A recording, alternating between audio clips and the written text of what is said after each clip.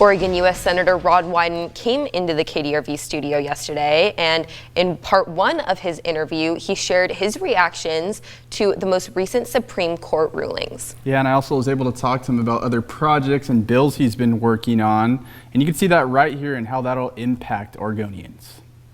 I think that covers it. Some good news for Oregonians is we got almost $700 million to expand broadband, and I led that effort. The way the federal government was counting Oregonians and Oregon households, they didn't get it right, and something like 48,000 households didn't get counted. And I worked with the Secretary of Commerce. We got it corrected. Those people are now going to be in a position to get broadband. And when you think about education and healthcare and small business, the survival of what we want to do as Oregonians depends on access to broadband.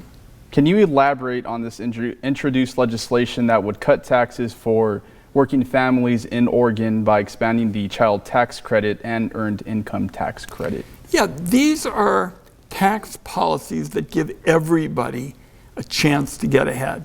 Right now, the tax code is very sweet when it comes to billionaires. If billionaires don't want to pay any taxes, they can bring their accountant in and say, just make sure I don't have any income this year.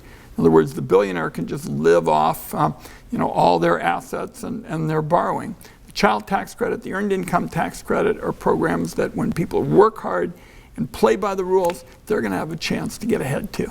And then we're going to move on to medical, the Patients Before Middlemen Act. How does this plan put patients before profits? So these pharmaceutical benefit managers, they're called PBMs, are middlemen. They are, in effect, in between the drug companies and the consumers, all the people who get their medicine in southwestern Oregon. And to put it bluntly, the pay system now basically gives these PBMs more reimbursement if they charge higher prices for all the consumers. And what we are saying in our bipartisan bill with Senator Mike Crapo, we're going to delink that feature. We are not going to say that the pay for the middlemen revolves around charging the consumers more. And I can tell you, there are a lot of consumers. I was just in the pharmacy line at Fred Meyer. There are a lot of people waiting to get medicine that's more affordable.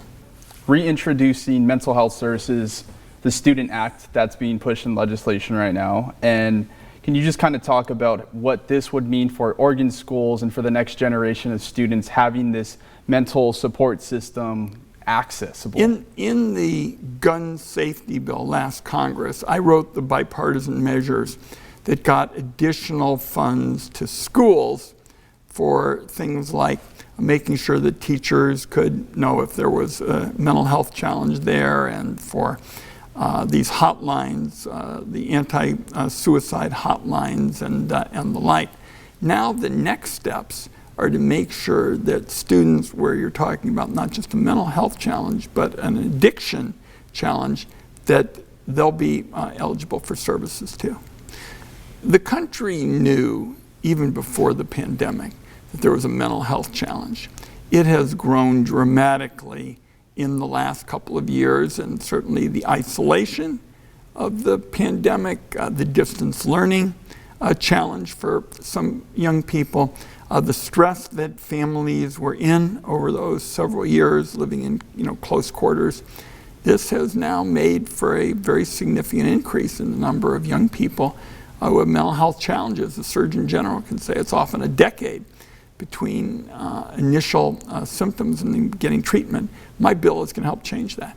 And are there any other bills or projects that you're working on right now that you feel would help impact the people of Oregon? Yes, and one that would be particularly important to this area is I'm going after the very serious issue of fentanyl just pouring into Oregon. And I came on I-5 south from Eugene, and we were talking about it along the way. I took 84 earlier in the week going eastward because I was having town meetings there.